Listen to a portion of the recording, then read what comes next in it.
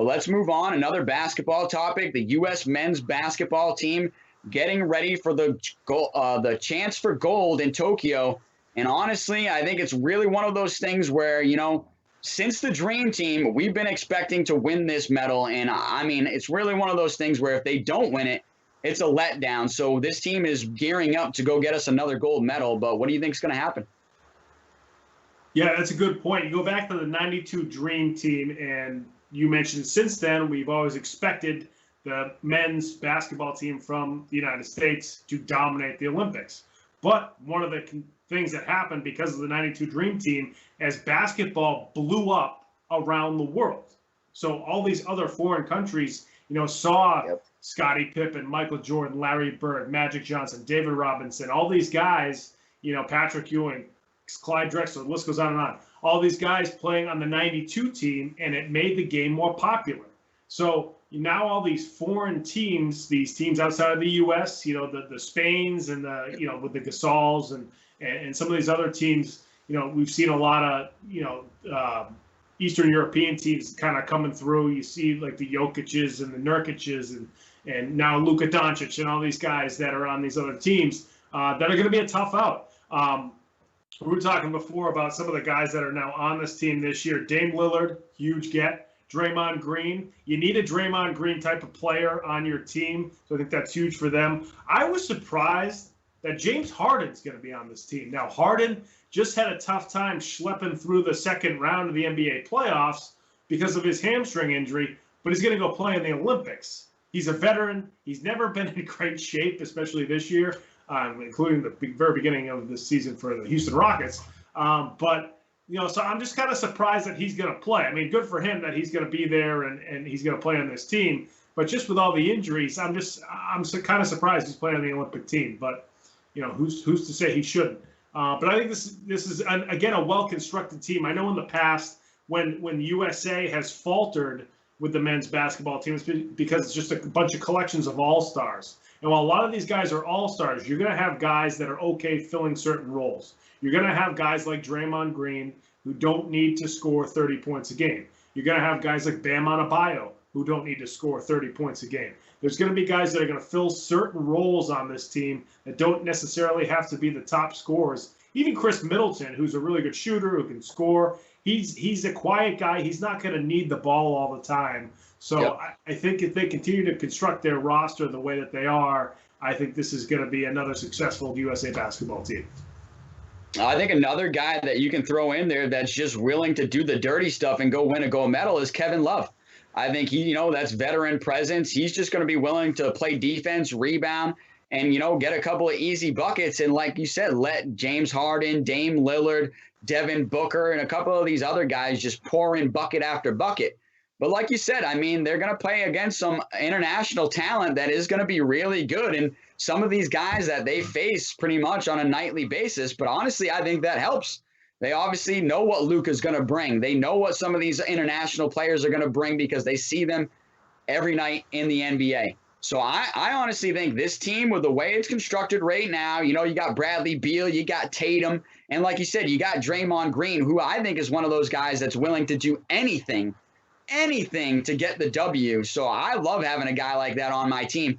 I honestly think, too, Draymond Green is willing to smack around a few guys down there in the paint with some of these FIBA international rules and get a little physical. And I think that's something you definitely have to do. And obviously, as USA basketball is known for that as well, is basically controlling the paint and controlling the tempo of the game and just getting out front and just taking off with the game. And I think this roster has a chance to do it.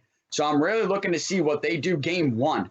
I think game one in the Olympics will tell us a lot. If they come out firing on all cylinders, I think we're looking really good to go after a gold. If they come out and they get into a battle in game one, then it's going to be a struggle. Now, the year, I forgot what it was when they didn't win the gold medal, that's exactly what happened. They came out, they looked a little sluggish right away. They were in a couple of battles, and it was like we had never seen this before. And it happened that they lost, I believe, in the semifinals or the quarterfinals that year, and everybody was so disappointed. Then next year they had the Redeem team with LeBron, and they just came out, Kobe, they came out and just smoked everybody and got us back on the map. And I think that's where we've stayed ever since. But it's just really one of those things where we've got to continue to roll that. And like I said, with Dame Lillard, baby. Give the ball to Dame. Let him shoot from half court. You know what I mean? Get Devin Booker getting hot. I think this team has really got a good chance to go. And I think, another guy that's going to be looking hot on this team, you got Drew Holiday. That's another guy that's just willing to go out, play a lot of good defense, shut down some of these international guards, and then, just chip in some good points. So I think we've got a good mix of guys that are team players. You got a good mix of superstars. You got a good mix of role players.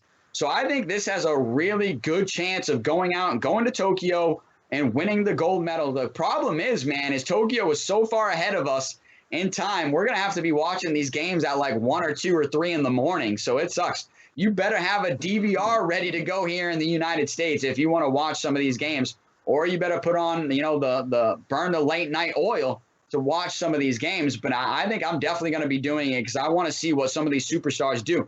I even want to see what Tatum does. Honestly, being a Boston Celtics fan, I want to see what Jason Tatum does in the Olympics and on the big stage. I could honestly see Jason Tatum dropping a 40 or a 50 piece in the Olympics and putting himself even more on the map of people. So it's just really one of those things where I think they definitely have a good chance of going out and winning the gold medal.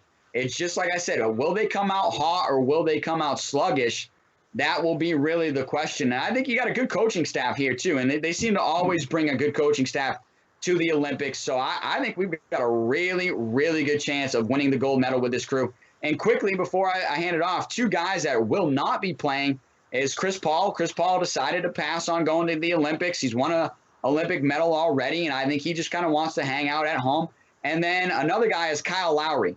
Kyle Lowry, I think, would have been a great addition to this squad. But if you look at it, Kyle Lowry is going to be a free agent this summer. And so he's got a big money contract decision coming up.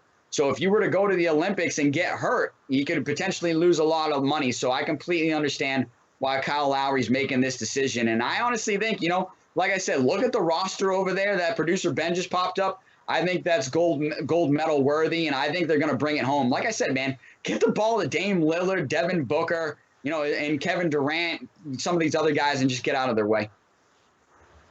Yeah, that's a great point. I think a lot of players still in the back of their mind. I know Paul George, several years ago playing for FIBA, he actually crashed into the hoop stanchion, and I think he broke his leg, if I remember correctly.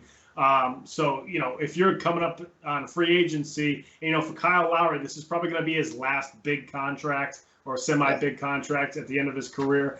So he can't chance that. It makes total sense. So that is going to be a fun team to watch. And guys like Tatum, who's probably one of the younger guys on this team, I don't think he's going to start. I mean, you look at all that talent there. So he's going to learn how to sort of be a role player, and I think that'll help him become a better leader for the Celtics going forward. It's almost like a little reset for Tatum. New coach, changing the roster a little bit for the Celtics, and then Tatum, maybe coming off the bench and seeing how to become a better leader for the Boston Celtics. Going to be interesting to watch.